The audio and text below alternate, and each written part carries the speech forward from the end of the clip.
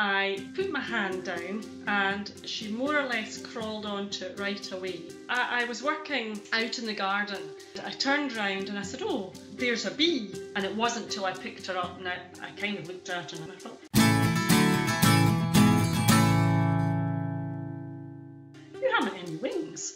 And it was at that point I thought, how are you going to manage? So I gave her a wee sugary water. I had a heather plant in the garden and I kind of hid her in there and I thought, well, she'll maybe get some nectar from the flowers. Basically, I thought, by the time I got home from work, I thought she would probably have crawled off. When I found her, I thought, okay, I'm really going to have to take you indoors and help you out. So I kept her in overnight. She's obviously got a will to live.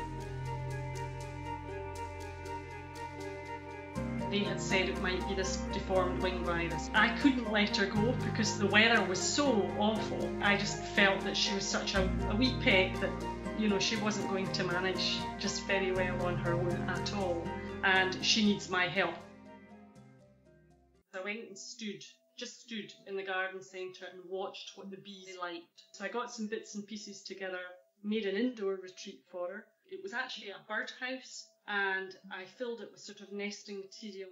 No, she went in and had a look, yeah, and she sort of cosied herself inside it. The realisation at that time was, right, I really have a responsibility for this wee creature now. I think that was probably a turning point for me. She just took to me right away. She would take drinks from my finger, she would crawl all over me, she would snuggle into my hand and sleep. No, we sleep now, are you?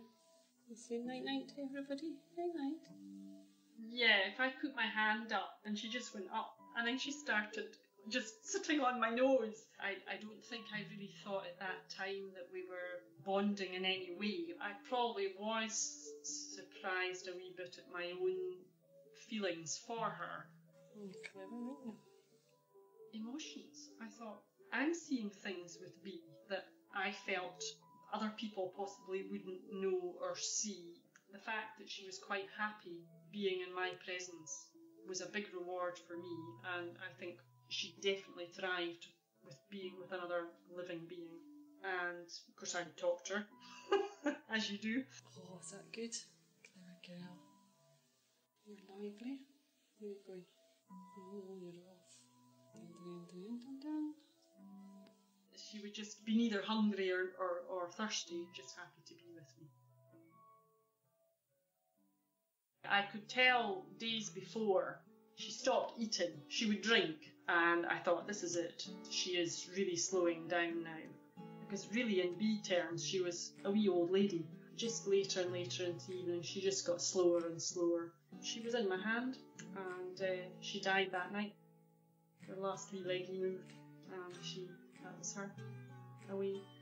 Of course I was sad, but I think I was immensely proud that I had been able to give her a comfortable life and look after her. She's in the garden. Put her with one of her favourite heathers.